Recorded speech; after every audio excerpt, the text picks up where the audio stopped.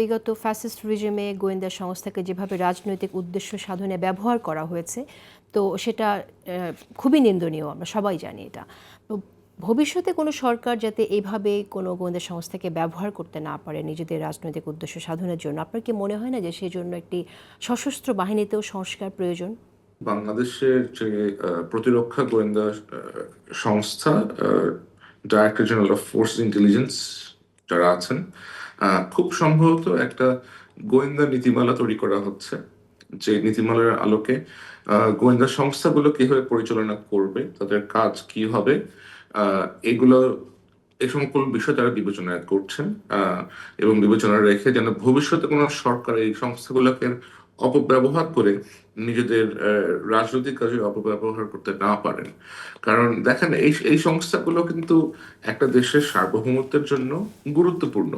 এবং আপনাকে intelligence agency তো অবশ্যই আপনাকে মেনটেন করতে হবে। আপনি তো ইন্টেলিজেন্স এজেন্সি ছাড়া একটা রাষ্ট্র তো আপনি পরিচালনা চলবে করতে না। পারবেন না। কিন্তু নিশ্চয়ই। এখন এই এজেন্সিগুলোকে রাজনৈতিক দলগুলো যারা সরকার গঠন করে, তারা যেন একটা নির্দিষ্ট পর্যায়ের পরে আর ইন্টারফেয়ার করতে না পারেন, এরকম কিছু পলিসি বেসিক্যালি আসলে থাকা উচিত।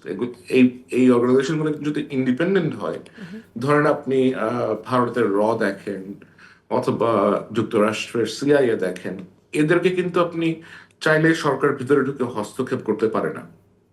তাদের নিজস্ব মেকানিজম আছে। তারা নিজেদেরকে একটা বলয়ের মধ্যে রাখে যে আপনি চাইলে এদেরকে নিজের কাজে আপনি যে পলিটিক্যাল যেই ইচ্ছা সেটাকে চরিতার্থ করার জন্য আপনাদের ব্যবহার করতে পারবেন না। তারা এটা হতে দেয় না। তো রাইট। আমাদেরকেও এই ধরনের পলিসি অ্যাডাপ্ট করতে হবে এবং অবশ্যই নিজেদের সক্ষমতা বৃদ্ধি করতে হবে যেন আহ, এই অর্গানাইজেশন গুলো আরো বেশি আহ, জনমুখী হয় এবং পাবলিকের সাথে যে ডিস্টেন্স আছে, জনগণের সাথে যে ডিস্টেন্স আছে, সেটাকে যেন তারা দূর করতে পারে। মানুষজন যেন ওদেরকে ভয় না পায়, মানুষজন যেন মনে করে যে এরা আপনার বন্ধু, এরা আপনার দেশের সার্বভৌমত্ব রক্ষার কাজে নিয়োজিত। সেই বোধটা যেন মানুষের মধ্যে আবার আসে, এই পদক্ষেপগুলো আসলে এই সংস্থাগুলোকে গ্রহণ করতে হবে।